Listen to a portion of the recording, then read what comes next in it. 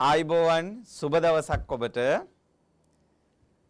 මූලික පිරිවෙන් 5 ශ්‍රේණිය සිංහල විවරණ පාඩම් මාලාවේ හරි අපූර්ව පාඩමක් අරගෙන තමයි අද අපි ඔබත් එක්ක මේ විදිහට සාකච්ඡා කරන්න සූදානම් වෙන්නේ.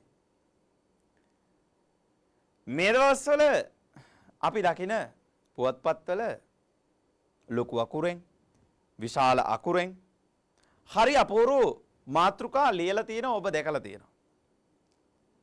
දැන් අපි ඔබට පේනවා දැන් මෙතන මේ ඉදිරිපත් කරලා තියෙන පුවත්පත් වාර්තාවේ ඔබට පැහැදිලිව පේන්න තියෙනවා වත්මන් සමාජයේ ව්‍යාධි මාරයාට ගොදුරු වෙන හැටි. ඒතර රටේ ලෝකේ ජීවත් වෙන මිනිස්සු එහෙම නැත්නම් වර්තමාන සමාජය තුළ ජීවත් වෙන අපේ මිනිස්සු ව්‍යාධි මාරයාට ගොදුරු වෙන හැටි. එතකොට විශේෂයෙන්ම අපේ රටේ මිනිස්සු ලෙඩ රෝග වලට ගොදුරු වෙන හැටි පිළිබඳව තමයි සම්පූර්ණයෙන්ම මේ ලිපිය තුලින් ඉදිරිපත් කරලා තියෙන්නේ. එතකොට මේ ලිපිය තුලින් ඉදිරිපත් කරපු සමස්ත සියලුම කරුණු කාරණාවලට අදාළ ඒ සියලුම කරුණු කාරණා ඉස්මතු වෙන තනි මාතෘකාවක් අපිට මේ ලිපිය තුල හරි අපූර්වට ඉදිරිපත් කරලා තියෙනවා. ඒක තමයි ඔබට මේ විශාල අකුරෙන් මේ විදිහට පේන්න තියෙන්නේ. වත්මන් සමාජයේ ව්‍යාධි මාරයාට ගොදුරු වෙන හැටි.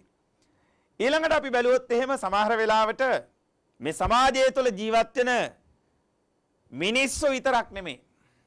සමස්ත සත්ත්ව සංගතියම තමගේ ජීවිතය ආරක්ෂා කරගන්න උත්සාහ කරනවා. ඒ උත්සාහ කරන ජීවීන් අතර හරි අපූර්ව ජීවීන් රාශියක් අපිට හම්බෙනවා. මෙන්න මේ විදිහට පුවත්පතක පළවෙච්ච ලිපියක් කරා කෘමීන් නිසා රැකෙන මිනිස් ජීවිත. ඔන්න අපි හිතපු දේ නෙමෙයි කියලා තියෙන්නේ. මොකද්ද? අපේ හිතුවේ මිනිසුන්ගේ ජීවිත ආරක්ෂා වෙනවාseම කෘමීන්ගේ ජීවිතත් ආරක්ෂා විය යුතුයි කියලා. හැබැයි මේ ලිපිය තුළ ඉදිරිපත් කරලා තියෙන්නේ බලන්න මොකද්ද කියලා තියෙන්නේ? කෘමීන් නිසා රැකෙන මිනිස් ජීවිත. එතකොට ඔබ දන්නවා ඔබට පැහැදිලි දැන් ඔය කියන තේමාවට අනුකූලව සවිස්තරාත්මකව ලියවිච්ච ලිපියක් තමයි මේ පුවත්පත් ලිපිය බවට පත් වෙලා තියෙන්නේ. හැබැයි මේ ලිපිය ඇතුලේ තියෙන දේ මොකක්ද කියලා අපිට තේරුම් ගන්න පුළුවන් හොඳම අවස්ථාවක් තමයි මේ මාතෘකාවට මේ මුලින් ලියලා තියෙන ප්‍රධාන තේමාවට අපි අවධානය යොමු කරොත් එහෙම. ඊළඟට අපි යන්කො මෙහෙම දෙයකට බලන්න මොකද්ද තියෙන්නේ කියලා. දෙමව්පියන්ට කලින් දරුවන් මිය යන පළමු පරම්පරාව. දෙමව්පියන්ට කලින් දරුවන් මිය යන පළමු පරම්පරාව. එතකොට ඇයි එහෙම වෙලා තියෙන්නේ?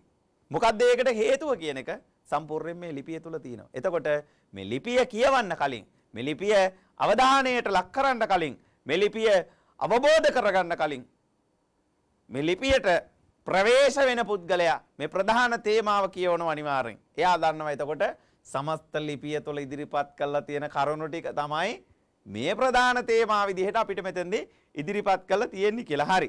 එහෙනම් ඔන්න දැන් අපි පුවත්පත් ලිපි 3ක ප්‍රධාන මාතෘකාවන් ටිකට අපි අවධානය යොමු කරා. දැන් ඔන්න ඔබේ සිත. දැන් ඔන්න ඔබ කල්පනා කරනවා. දැන් ඔබ මොහොතින් මොහොත සිහිපත් කරනවා.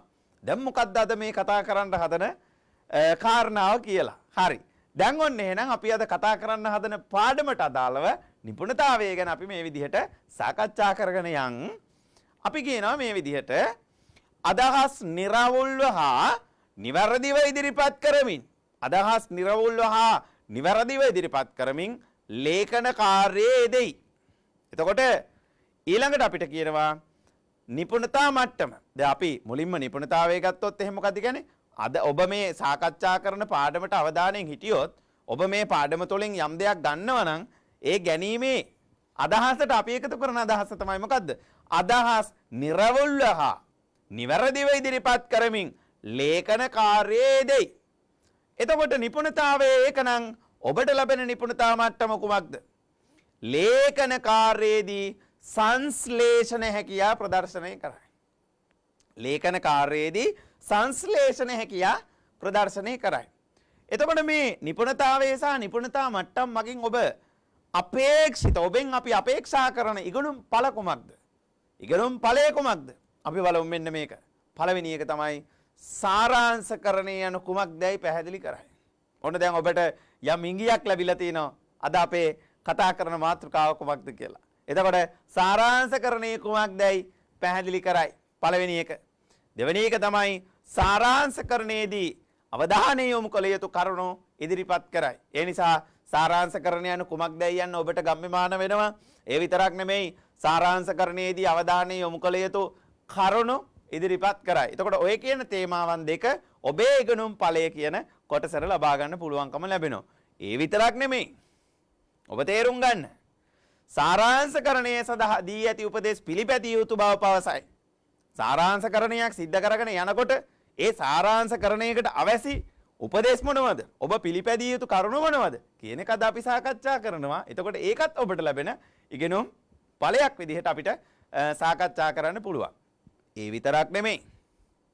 ගද්‍ය පාඨ කියවා අදහස ග්‍රහණය කරගෙන සාරාංශ කරයි. ගද්‍ය පාඨ කියවා අදහස ග්‍රහණය කරගෙන සාරාංශ කරයි. ඒ නිසා ඒකත් අද ඔබට සිද්ධ වෙනවා.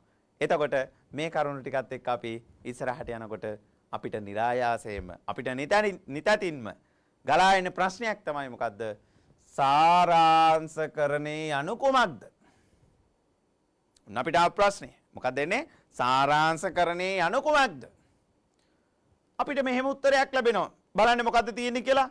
දේශනයක, සාකච්ඡාවක, සංවාදයක, ලිපි ලේඛනයක. මොන මං ආයෙත් කියනවා. ඔබ හොඳින් සවන් දෙන්න. ඔබ හොඳින් අවධානය යොමු කරන්න. දේශනයක, සාකච්ඡාවක, සංවාදයක, ලිපි ලේඛනයක. දේශනයක, සාකච්ඡාවක, සංවාදයක, ලිපි ලේඛනයක. අන්තර්ගතය තුල ඇති සාරවත් කරුණු පමණක් උකහා දැක්වීම සාරාංශකරණය වේ. සාරවත් කරුණු පමණක් අන්තර්ගතය තුල ඇතුලේ තියෙන අන්තර්ගත කරුණු වලින් සාරවත් දේ පමණක් එළියට අරගෙන ඉදිරිපත් කරනවා නම් ඒකට අපි කියවන්න මොකක් කියලාද? සාරාංශකරණය කියලා. මොකේද? දේශනයක වෙන්න පුළුවන්, සාකච්ඡාවක වෙන්න පුළුවන්, සංවාදයක වෙන්න පුළුවනි, ලිපි ලේඛනයක වෙන්න පුළුවනි. එතකොට මේ විදිහට සාරාංශයක් කියලා දැනගත් අපි මූලික පිරිවෙන් අවසාන විභාගයේදී සාරාංශකරණයකට හිමි වෙන ලකුණු ප්‍රමාණය ගැනත් අනිවාර්යෙන් අපි දැනගත යුතුමයි. ඔන්න දැන් අපි ඔබට පේනවා මුලින්ම සාරාංශයකට හිමි වෙන ලකුණු කොහොමද කියලා දැනගන්න එක.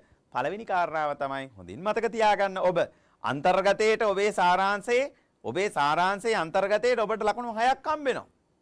එතකොට ඒ විතරක්ද? නෑ. ඔබේ සාරාංශය තුල ඔබ භාවිත කරන භාෂාවට ඔබට ලකුණු කීයක් ලැබෙනවද? ඔබට ලකුණු 2ක් ලැබෙනවා. ඔබට ලකුණු 2ක් ලැබෙනවා. ඒ විතරක්ද? නෑ. ඔබ භාවිත කරන සාරාංශයේ ශෛලියට ඔබට ලකුණු 2ක් ලැබෙනවා. දැන් ඔබ එකින් එක ගණන් කරනවා. මම දන්නවා. ඔබ කීයක් ගණන් කරලා ඔබට කීයක් එකතු ආවද? 6යි 2යි 8යි 8යි 2යි 10යි. ඔබ සාරාංශයට ලකුණු 10ක් ඔබ ලබා ගන්න. එතකොට බලන්න ඔබ මොහොතක් කල්පනා කරන්න. ඔබ ලියන සාරාංශය තුළ අන්තර්ගතයේ හරියට තිබිය යුතුයි. අන්තර්ගතය කියලා මම අදහස් කරේ ඔබට දීලා තියෙන ඔබට ලබා දීලා තියෙන මුල්ම ඡේදයේ තුල තියෙන මුඛ්‍ය අදහස. මුල්ම ඡේදයේ තුල තියලා තියෙන මුඛ්‍ය අදහස ඔබ අනිවාර්යෙන් අන්තර්ගතය එහෙම නැත්නම් ඔබ විසින් කරනු ලබන සාරාංශගත ඡේදයේ තුලින් ඉදිරිපත් කරන්න ඕනි.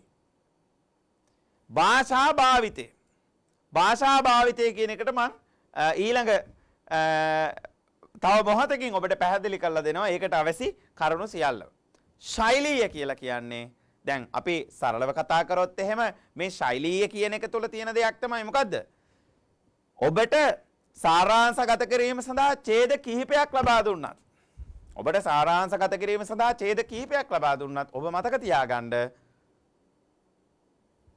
අනිවාර්යයෙන්ම ඒ ඡේද කීයක් ඔබට දුන්නත් ඔබ එක ඡේදයකින් පමණයි සාරාංශගත කරලා ලියන්න ඕනේ. ඒ නිසා තමයි ශෛලිය කියන එකට ලකුණු එකක් ලැබෙන්නේ. ඊළඟට අනිකුත් ලකුණ ශෛලිය අනිත් දේවල් වලට ලැබෙනවා. එතකොට ප්‍රධාන වශයෙන්ම ඔබ මෙසේ මතක තබා ගන්න ශෛලිය කියන්නේ සාරාංශයේ ඡේද කිහිපයක් එකට එකතු කරලා තනි ඡේදයක් වශයෙන් ඔබ සාරාංශගත කරලා ලියලා නැත්නම් ඔබට ශෛලියට ලැබෙන ලකුණු දෙකෙන් එක ලකුණක් අහිමි වෙලා යනවා. ඒ නිසා ඔබ අනිවාර්යෙන් මතක තබා ගත යුතුයි. එහෙනම් ඔන්න අන්තර්ගතයට ලකුණු 6යි, භාෂා භාවිතයට ලකුණු 2යි, ශෛලියට ලකුණු 2යි, ඔක්කොම සියල්ලම ලකුණු ඔබට මුළු එකතුව ලකුණු 10ක් ලබා ගන්න පුළුවන්. ඊළඟට අපි අවධානය යොමු කරන්න බලාපොරොත්තු වෙන්නේ ඔබට පේනවා සාරාංශකරණයේදී අනුගමනය කළ යුතු උපදෙස්. දැන් ඔන්න අපිට අර ලකුණු 10 හිමි කරගත යුතු නම් ඔබ මොන වගේ උපදෙස්ද අනුගමනය කරන්න ඕනි? ඔන්න ඔබට ලැබෙන පළවෙනි උපදේශය. මනා අවබෝධයෙන් යුක්තව ඡේදේ වරක් කියවන්න. ඔබ හොඳට ඔබේ සිත තුළ ධාරණය කරගන්න. ඔබේ සාරාංශය සඳහා ඔබට ලබා දීලා තියෙන ඡේදය තුළ ඇතුළත් වෙලා තියෙන මොන වගේ කරුණුද කියන එක මනා අවබෝධයෙන් යුක්තව වරක් කියවන්න. ඒ ඇතිද ඔබට? දෙවන වර කියවා ප්‍රධාන අදහසට අදාළ තවත් අදහස් තිබේ නම් දෙවන වර කියවා ප්‍රධාන අදහසට අදාළ තවත් අදහස් තිබේ නම් ඒ සියල්ල ලකුණු කරගන්න. එසේනම් ඔබ දැන් දැනුවත් ඔබට ලබා දී තිබෙන ඡේදය ඔබ කී වතාවක් කීව යුතුද කියලා. එතකොට පළවෙනි ඡේදයෙන් කොයි එක වතාවක්, දෙවෙනි ඡේදයෙන් කොයි දෙවතාවක් කියලා. අපි ඊළඟට කතා කරන්න බලාපොරොත්තු වෙන කාරණාව පිළිබඳව ඔබ දැනුවත් වූවාම ඔබට හැඟෙනවා සාරාංශ කළ යුතුයයි කියා. ඔබ වෙත ලබා දීලා තිබෙන ඡේදය හෝ ඡේද කිහිපය ඔබ කියවීම සඳහා කිහිප වතාවක්ම අවධානය යොමු කළ යුතු බව යන්න. ඔබට පේනවා මෙම කාරණාව තුළ පැහැදිලිව ඉදිරිපත් කරනවා තෙවනවර කියවා ප්‍රධාන අදහසට අදාළ තවත් අදහස් තිබේ නම් ඒ සියල්ල නිවැරදි කරන්න. ඒ නිසා අපි පළමුවර කියෙව්වා, දෙවනවරත් කියෙව්වා, තෙවනුවත් අපි දැන් කියවනවා. කියවල ඉවර වෙලා අපි මොකද කරන්නේ? ප්‍රධාන අදහසට අදාළ තවත් අදහස් තිබේ නම් ඒ සියල්ලම අපි නිවැරදි කරනවා. එතකින් අපි නවතින්නේ නැහැ. එතකින් අපි මොකද කරන්නේ? තමා ලකුණු කරගත් වාක්‍ය කොටස් පමණක් කියවා පුනරුක්ති නොගැලපීම් නැත්නම් ඒ සියල්ල නිවැරදි කරන්න. තමා ලකුණු කරගත් දැන් අපිට කිව්ව මොකද්ද කිව්වේ? තුන්වෙනි වාරයට කියලා තුන්වෙනි වතාවටත් කියවලා මේ සාරාංශගත ඡේදය හොඳින් කියවලා ප්‍රධාන අදහසට අදාළ තවත් අදහස් තිබේ නම් ඒ සියල්ල නිවැරදි කරන්න කියලා අපිට කිව්වා. ඊට කලින් කිව්වා මේ සාරාංශගත අදහසට අදාළ වුණු ප්‍රධාන කරුණු තියෙනවා නම් ඒවා අපිට ඉරක් ගහලා අපිට යටින් කියන්නේ අපිට ප්‍රධාන වශයෙන් මේවා වෙන්වෙන් වශයෙන් අපිට මතක තබා ගන්න පුළුවන්. සරලව අපි කතා කරොත් එහෙම ඔබේ පැන්සල අරගෙන අඩිරෝල තබා යටින් ඉරක් අඳින්න පුළුවන්. මෙන්න මේ විදිහට ඔබ ලකුණු කරගත් වාක්‍ය කොටස් පමණක් කියවා පුනරුක්ති නොගැලපීම් නැත්නම් ඒ සියල්ල නිවැරදි කරන්න. ඔබේ සාරාංශය තුල අර්ථය දෙගුණ තෙගුණ කරනවා නම් ඔබේ සාරාංශය තුල අර්ථය පැහැදිලිව ඔබට ලබා දෙන්නේ නැත්නම් ඒ අර්ථය ඔබ ලබා ගන්න යෑමේදී නැත්නම් ඔබ මුඛ්‍යාර්ථය සොයාගෙන යෑමේදී ඒ සඳහා ඔබට නිවැරදි සහයෝගයක් ලැබෙන්නේ නැත්නම් ඔබ කුමක් කළ යුතුද? ඒ සඳහා බාධකයක් වී පවතින පුනරුක්ති නොගැලපීම් නැත්නම් ඒ සියල්ලම ඔබ නිවැරදි කළ යුතුයි. දැන් ඔබ ඊළඟට කුමක් කළ යුතුද? බලන්න ඔබගේ දැනුවත් වීම සඳහා ඉදිරිපත් වී ඇති කාරණාව විස්තර වර්ණනා, නිපාත පද, උපමා රූපක විශේෂණ තිබේ නම් ඒ සියල්ල අත්හරින්න. ඒ නිසා ඔබ හොඳින් තරයේ මතක තබා ගන්න සාරාංශකරණයේ තුලදී විස්තර වර්ණනා අපිට අවශ්‍ය වෙන්නේ නැහැ. නිපාත පද සියල්ලම අපිට අවශ්‍ය වෙන්නේ නැහැ. උපමා ආදී අවශ්‍ය වෙන්නේ නැහැ. රූපක අවශ්‍ය වෙන්නේ නැහැ. තවත් විශේෂණ වර්ග තියෙනවා නම් ඒ කිසිදු දෙයක් අවශ්‍ය වෙන්නේ නැහැ. විශේෂයෙන් ඔය නාම විශේෂණ, ක්‍රියා විශේෂණ කියලා අප ඉගෙනගෙන තියෙනවා. මේ කිසිම දෙයක් අදාළ වෙන්නේ නැහැ. ඒ නිසා මේ සියල්ලම අපිට අත්හරින්න පුළුවන්. ඉන්පසු ඔබ කුමක් කළ යුතුද? වාක්‍ය එකිනෙක අතර සම්බන්ධයක් ඇතිවන ලෙසට ඔබට අභිමත පරිදි ගලපා සාරාංශය සකස් කරගන්න. වාක්‍ය අතර සම්බන්ධයක් ඇතිවන ලෙසට වාක්‍ය අතර සම්බන්ධයක් නැති වෙන ලෙසට මේ සම්බන්ධයේ වැඩි වෙන විදිහට සම්බන්ධයක් ඇති වෙන විදිහට ඔබ කුමක් කළ යුතුද? ඔබට අභිමත පරිදි ගලපා සාරාංශය සකස් කළ ගන්න පුළුවන්. ඒ නිසා ඔබ මේ දක්වා කරගෙන ආපු යම් පිළිවෙලක් තිබුණා. අප මෙතෙක් සාකච්ඡා කළේ එයයි ඔබ දැනුවත් කිරීම පිණිස. ඒ කරගෙන ආපු සියලුම කටයුතු වලදී ඔබ අවසානයේදී කළ යුතුයි. ඔබ තරයේ මතක තබා ගන්න. ඔබ වාක්‍ය එකිනෙක අතර සම්බන්ධයක් ඇති වෙන ලෙසට ඔබට අභිමත පරිදි ඔබට කැමති විදියට ගලපා සාරාංශය සකස් කරන්න. දැන් ඔබ බලන්න වචන සංඛ්‍යාව දී ඇත්නම් එම ප්‍රමාණයටද නැතිනම් මුල් ඡේදයේ වචන සංඛ්‍යාවෙන් 3න් එකක් වන පරිදිද සාරාංශය ලියන්න. මේ කුමක්ද? දැන් බලන්න ඔබට වචන සංඛ්‍යාව දී නැත්නම් වචන සංඛ්‍යාව දැන් මෙතන අපි කියනවා වචන සංඛ්‍යාව දී ඇත්නම් එම ප්‍රමාණයටද නැතිනම් මුල් ඡේදයේ වචන සංඛ්‍යාවෙන් 3න් එකක් වන පරිදිද. එතකොට මෙතන කරුණු දෙකක් ඔබ දැනුවත් කරන්න යොදවලා තියෙනවා. එකක් තමයි මොකද්ද? ඔබට දීලා තියෙනවා වචන සංඛ්‍යාව. දැන් අපි හිතමුකෝ ඔබට දීලා තියෙනවා වචන 55 65 අතර වනසේ පහත ඡේදයේ සාරාංශගත කර ලියන්න. එවිට ඔබ දන්නවා වචන 55 65 අතරතුර ප්‍රමාණයක් තමයි ඔබ ලිවිය යුත්තේ. එතකොට ඔබ 56 57 58 59 60 ඔය අනාදී ආකාරයට ඔබට 65 වෙනකන් ඔබට වචන ගලප ගන්න පුළුවන්කම ලැබෙනවා. නමුත් යම් හේකින් ඔබට වචන සංඛ්‍යාවක් නොදී තිබුණොත් සමහර විට පහත දැක්වෙන ඡේදය 3න් එකක් වන පරිදි සාරාංශගත කර ලියන්න. එවිට ඔබට ලබා දී ඇත්තේ ඔබේ ඡේදය තුල ඔබේ සාරාංශගත කළ යුතු ඡේදය තුල වචන 90ක් නම් ඔබ ලිබිය යුත්තේ සාරාංශයට වචන කීයද? ඔව් ඔබ දන්නවා උත්තරේ කීයද? වචන 30යි. ඔබට ලබා දී ඇති සමස්ත වචන සංඛ්‍යාව 60යි නම් ඔබ කුමක් කළ යුතුද? ඔබ ඒ 3ෙන් බෙදුවොත් ඔබට ලැබෙන්නේ 20කි. නමුත් අපට 20ම හරියට ආවේ නැති වුණත් අපිට පුළුවන් 21ක් 22ක් අනිත් පැත්තට 19ක් 18ක් වගේ ප්‍රමාණයකට අනුගත වෙන්න පුළුවන් බවත් ඔබ අනිවාර්යෙන් මතක තබා ගන්න. ඊළඟට අපි අවධානය යොමු කරන ඊළඟ කාරණාව ඔබට පේනවා. පද බෙදීම, විරාම ලක්ෂණ, උක්තාඛ්‍යාත පද සම්බන්ධය ගැන සැලකිලිමත් වන්න. පද බෙදීම. පද ටික බෙදන්න දැනගන්න ඕනි. එතකොට ඒවා ව්‍යාකරණ පාඩම් වලදී අපි වෙනමම සාකච්ඡා කරනවා පද බෙදීම සම්බන්ධයෙන්. නමුත් ඔබ පොදුවේ සිහිපත් කරගන්න, පොදුවේ ඔබ ධාරණය කරගන්න පද බෙදීම සාරාංශවලදී අනිවාර්යෙන් තිබිය යුතුයි. ඊළඟට විරාම ලක්ෂණයේදීම ඒ විතරක් නොව උක්තාඛ්‍යාත පද සම්බන්ධය ගැන සැලකිලිමත් වන්න. මේ අනාදී කරුණු වෙත ඔබ අවධානය යොමු කරන්නේ නම් ඔබට සාර්ථක සාරාංශයකට මග හෙළි වෙයි කියලා අපි විශ්වාස කරනවා. ඊළඟට අපි තවත් ඔන්න විශේෂිත කාරණාවක් වෙනුවෙන් ඔබට අදහසක් ඉදිරිපත් කරන්න තමයි අපි සූදානම් වෙන්නේ. ප්‍රකෘති කතනයෙන් ඇති ප්‍රකාශ ලේඛන විවාහරයට ගලපා ලියන්න. ප්‍රකෘති කතනය යන කුමක්ද? සාරාංශය අපිට ලබා දුන්නු භාෂාව. සාරාංශයේ තුලින් අපිට ඉදිරිපත් කරලා තියෙන භාෂා ස්වරූපයේ බස්වහර. ඒ නිසා ඔබට සාරාංශය නැමැති ඡේදය තුල තියෙන භාෂාවට වඩා ඔබේ භාෂාව තුලින් මේ ලිවිය හැකි. ඔබේ භාෂාවෙන් මේ ලිවිය යුතුයි. ඒ නිසා ඔබට කියනවා ප්‍රකෘති කතනයෙන් ඇති ප්‍රකාශ ලේඛන විවාහරයට ගලපා ලියන්න. ඒ නිසා ඔබ හොඳින් මතක තියාගන්න ඔබට ලබා දී ඇති මුල් ඡේදය තුල තියෙන අදහස ඔබේ අදහසින් ඔබ ලිව්වත් මෙන්න මේ කාරණාවත් ඔබ මතක තියාගන්න. ඒ කියන්නේ මම මේ නැවත වාරයක් ඔබට මෙසේ මතක් කරන්නම්. ප්‍රකෘති කතනයෙන් ඇති ප්‍රකාශ ලේඛන විවාහරයට ගලපා ලිවීමේදී ඔබට මේ පේන කාරණාව ගැන අනිවාර්යෙන් ඔබ අවධානය යොමු කරන්න. මොකක්ද කියන්නේ? මුල් ඡේදය අන් අයෙකුගේ වන අතර.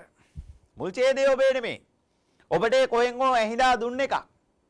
ඒ නිසා අය වෙනත් අයෙකුගේ අතර සාරාංශය තමාගේ නිර්මාණයක් බව සලකා ලියන්න. අන් කෙනෙකු විසින් ලියා ඉදිරිපත් කරපු යම් ඡේදයක් ඔබට ලැබෙනවා ප්‍රකෘති කතනෙන්. ඒ නිසා ඔබේ විකෘති කතනයට හරවා එසේ නොමැතිනම් අපි තවත් වචනයක් මේ සඳහා භාවිත කරනවා ලේඛන විවාහරයෙන් කියලා. ආන්නේ ආකාරයට ඔබට පුළුවන්කම ලැබෙනවා මේක ලියන්න. ඒ විතරක්ද නැත. මුල් විස්තරයේ ඡේද කීපයකින් යුක්ත නම් මුල් විස්තරයේ ඡේද කීපයකින් යුක්ත නම් සාරාංශය එක් ඡේදයක් වනසේ ලියන්න. ඔබට මතක ඇති. අපි කතා කළා සාරාංශයක ලකුණු ලැබෙන ක්‍රමය තුල අන්තර්ගතය, භාෂා භාවිතය, ඒ වගේම ශෛලීය කියලා කරුණු තුනක්. අන්තර්ගතයට ලකුණු 6ක් ලැබෙනවායි කිව්වා. ඊළඟට භාෂා භාවිතයට සහ ඒ වගේම මේ රචනාවේ ශෛලියට ලකුණු 4ක් එතන ලැබෙනවායි කිව්වා. එතකොට එහිදී මම ඔබට මතක් කළා සමහර කරුණු ඔබට ඉදිරියේදී දැනුම් දෙන්නම් කියලා. එතකොට මේ පාඩම තුල මෙන් එකී අවස්ථාවක්. මුල් විස්තරයේ ඡේද කීපයකින් යුක්ත නම් සාරාංශ එක් ඡේදයක් වනසේ ලියන්න. ඔබට ඡේද දෙකක් දෙන්න පුළුවන්. ඔබට ඡේද තුනක් දෙන්න පුළුවන්. නමුත් ඔබ හොඳින් සිහිපත් කරගන්න සාරාංශය ලියාගෙන යද්දී ඔබ එක ඡේදයකට පමණක් එන්න. ඔබ එක ඡේදයකින් පමණක් සාරාංශය ලියන්න. එසේ ලියුවොත් තමයි ඔබ සාරාංශය තුළ ශෛලියට ලැබෙන ලකුණු දෙකෙන් එකක් අනිවාර්යයෙන්ම ඔබ ලබා ගන්න. මේ නිසා ඒක ඔබ සිහිපත් කරගන්න. මේ කරුණුත් එක්ක අපි ඔබව යොමු කරන්න බලාපොරොත්තු වෙනවා මෙන්න මෙහෙම දෙයකට. පහත සරල වැකී දේශ බලන්න. දැන් ඔබ බලන්න මෙසේ. බලන්න මේ වාක්‍ය දිහා. බලන්න මේ වැකිය දිහා. බලන්න මේ අදහස දිහා. දැන් අපි මේ දක්වා කතා කරපු මේ දක්වා සාකච්ඡා කරපු කරුණු වලට අනුගත වෙමින් අපි යම් පුංචි උත්සාහයක යෙදෙමු බලන්න මේ වාක්‍ය තුළ තියෙන අදහස එළියට ගන්න. මේ දක්වා අපි කතා කරපු කරුණු තුලින් සාකච්ඡා කරපු ප්‍රධාන කරුණු උපකාරයක් කරගෙන මේ දිග වාක්‍යය තුළ තියෙන අදහස අපි එළියට ගන්න බලමු. මම එකපාරක් ඔබට හොඳින් ධාරණය කරගන්න අවශ්‍ය නිසා මේ වාක්‍ය මම ඉදිරිපත් කරන්න ශබ්දනකා කියවන්නම්. සැමට උපකාර කරන සිරිපාල නිරන්තරයෙන්ම අනුන් ගැන සිතා කටයුතු කළ අයෙකි. නැවත වාරයක් කියන්නම්. සැමට උපකාර කරන සිරිපාල නිරන්තරයෙන්ම අනුන් ගැන සිතා කටයුතු කළ අයෙකි. මොන බලන්න. එතකොට ඔබට මේ වාක්‍ය කියවනකොට ඔබට යම් අදහසක් ඔබේ සිතට නැගෙනවා. ඒ නැගෙන අදහස තමයි සාරාංශය කියලා කියන්නේ. ඒ නැගෙන අදහස් තමයි සාරාංශය කියන්නේ. දැන් ඔන්න බලන්න අපි දැන් මේ වාක්‍ය සාරාංශයක් විදිහට ගත්තොත් යම් සරල අදහසක් සහිත වාක්‍යයක් විදිහට ගත්තොත් මෙන්න මේ විදිහට එනවා. සිරිපාල ක්‍රියාවෙන්ම පරාර්ථකාමීකි. බලන්න. ඒ විතරක් නෙමෙයි මේ ලිවීමේදී ඔබට වචන සංඛ්‍යාවක් දීලා නැහැ. ඒ නිසා මේ ඇතුළත් වෙලා තියෙන වචන සංඛ්‍යාවෙන් තුනෙන් එකක් තමයි අපි මේ විදිහට මෙතන මේ වාක්‍යයට ලියලා තියෙන්නේ. ඒ නිසා ඔන්න අපි එක උදාහරණයක් ඔය විදිහට සාකච්ඡා කරනවා. ඊළඟට අපි කතා කරනවා මෙන්න මෙවන් වූ ආකාරයක වාක්‍යයක්. බුදුරදුන් ඉදිරියේ දණින් වැටුණා. හොඳින් ඔබ ධාරණය කරගන්න මේ වැකිය හොඳින් ශ්‍රවණය කරන්න. බුදුරදුන් ඉදිරියේ දණින් වැටුණා. අඟුලිමාල නම් සොරා. තෙරුවන් සරණ ගොස් ගිහි ස්වරූපේ අතුරුදාහන් වී සුපසන්තරණමක් බවට පත්විය. අපි අහලා තියෙනවා. එතකොට මේ සමස්ත සිදුවීම තුළ තියෙන මුඛ්‍ය අදහස, සමස්ත සිදුවීම තුළ තියෙන ප්‍රධාන අදහස අපිට පුළුවන් මෙන්න මෙහෙම ඉදිරිපත් කරන්න. කොහොමද? ඒහි බික්කු ප්‍රවෘජාවෙන් අඟුලිමාල පැවිදි විය. ඒහි බික්කු ප්‍රවෘජාවෙන් අඟුලිමාල පැවිදි විය. ඒහි බික්කු ප්‍රවෘජාව කියන එකට අදාළ වෙනවා කුමක්ද? ගිහි ස්වරූපී අතුරුදහන් වී සුපසන්තරණමක් බවට පත්විය. එතකොට ඒහා සිදුවීම් සියල්ලම අපිට බෞද්ධ සාහිත්‍යය තුළ සඳහන් වෙනවා ඒහි බික්කු ප්‍රවෘජාව කියලා. එතකොට උඩ ඉහත වාක්‍ය අපි ඉදිරිපත් කළ තියෙන මහා විශාල අදහස කෙටි කළ මේ විදිහට ඔබට සරල වාක්‍යයකින් අපි ඉදිරිපත් කළා තියෙනවා. ඒ නිසා ඔබ එය මතක තබා ගන්න. එසේනම් මේ දක්වා අප කතා කරපු කරුණුත් සමග මේ දක්වා අප සාකච්ඡා කළ සියලුම කරුණුත් සමග මා ඔබට ලබා දෙන පුංචි අභ්‍යාසයක් තියෙනවා. පුංචි පැවරුමක් තියෙනවා. මේ දක්වා කතා කරපු සියලුම කරුණු පෙලින් පෙලට එකින් එකට ඔබ සිහිපත් කරගන්න. ඒ විතරක් නෙමෙයි ඒවා ක්‍රියාත්මක වන ආකාරය ඔබට ප්‍රායෝගිකව අත්විඳින අවස්ථාවක් හදාගන්න. ඒ සඳහා මම මීට මුලින් පෙන්නු කුඩා ප්‍රමාණයේ වැකි කිහිපයක් යොදාගෙන එසේම ඔබට මතකයි මම අර මුලින් ඔබට මේ අපේ අද සාකච්ඡාව ආරම්භයේදී මා ඔබට පුවත්පත් වාර්තා කිහිපයක් පෙන්නුවා. එකේ පුවත්පත් වාර්තා කිහිපය තුලත් අපි මේ සාකච්ඡා කරන සාරාංශකරණයම තමයි සිදු වී තිබෙන්නේ. ඒ නිසා පුවත්පත තුල සමස්ත ලිපිය තුල අන්තර්ගත සියලුම කරුණු ටික තනි මාතෘකාවක් විදිහට අපිට ඉදිරිපත් කරලා තියෙනවා. එසේනම් මේ මාතෘකාව දෙස බැලුව විට අපිට හිතේ ආසාවක් ඇතිවන්න පුළුවන් මේ කිව රුචියක් ඇති වෙන්න පුළුවන් රුචියක් නැත්නම් අරුචි වෙන්න පුළුවන්. ඒ කියන්නේ කැමැත්තක් ඇති වෙන්නත් පුළුවන් කැමැත්තක් නැති වෙන්නත් පුළුවන්. ඒයි අර අපි කියනවා ප්‍රධාන මාතෘකාව අපි දුටුවට පස්සේ කියලා. නමුත් අපි සිහිපත් කරගත යුතුයි සාරාංශයක් කියලා කියන්නේ එයමයි. ඒ නිසා අප ඔබට මේ දක්වා කතා කරපු සියලුම කරුණු හරහා මෙවන් වූ පුංචි පැවරුමක් ලබා දෙනවා. ඒ නිසා ඔබ මෙවැනි පැවරුම් සිදු කරන්න ඔබේ සාරාංශකරණය ඔබ හොඳින් ප්‍රගුණ කරගන්න එය ඔබේ සියලුම කටයුතු වලට නිසක වශයෙන්ම ජයග්‍රහණයක් වෙනවා. එය නොඅනුමානයි කියන එක බොහොම පැහැදිලිව සඳහන් කරන්න පුළුවන්. එසේනම් මෙලෙස ඔබට බොහොම අපූර්ව වැකියක් ලබා දීලා තිනවා. මේ වැකිය තුළ ඉදිරිපත් කරලා තියෙන සාරාංශකරණයට අනුගත විය යුතු නීති රීති හරහා ඔබ මේ වැකිය තුනෙන් එකක් වනසේ ඔබට ඒ කියන්නේ මේ අදාළ ඡේදයේ තුල දීලා තියෙන වචන සංඛ්‍යාව ගණන් කරලා ඔබ හිතන්න ඔබට දීලා තියෙන වචන සංඛ්‍යාව මෙහි 30ක් කියලා. එතකොට ඔබ ඒක 10කින් ලියන්න. එසේනම් අපි ඔබට ආරාධනා කරනවා මෙලෙස මේ විදිහට සාරාංශකරණයක් කරන්න, සාරාංශකරණය ප්‍රගුණ කරන්න. එතුලින් මෙවන් වූ කුඩා ඡේද ආදිය රැගෙන එය ප්‍රායෝගික අභ්‍යාසකරණයේ යෙදෙන්න. එවිට ඔබට හැකියාව ලැබෙනවා නිවැරදි සාරාංශකරණයක යෙදෙන්න. ඒ නිසා එයයි අපේ පැතුම. එසේනම් අද ඔබත් සමග අප සාකච්ඡා කළේ මූලික පිරිවෙන් 5 ශ්‍රේණියට නියමිත සිංහල විවරණ පාඩමක ප්‍රධාන මාතෘකාවක්. ඒ තමයි සාරාංශකරණය. ඉතින් ඔබත් සමග සරලව පියවරෙන් පියවර සාරාංශකරණයක් සිදු කළ යුත්තේ කෙසේද යන්න සාකච්ඡා කළා.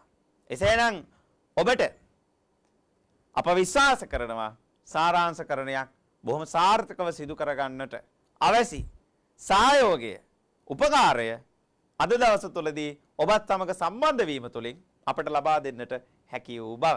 එසේනම් අප නැවතත් මෙවැනිම සිංහල විවරණ පාඩමකින් ඔබත් සමග සම්බන්ධ වෙන්නම්. එතෙක් අප ප්‍රාර්ථනා කරන්නම් ඔබට සුබදායී දවසක්. සෑම දිනාටම ආයුබෝවන්.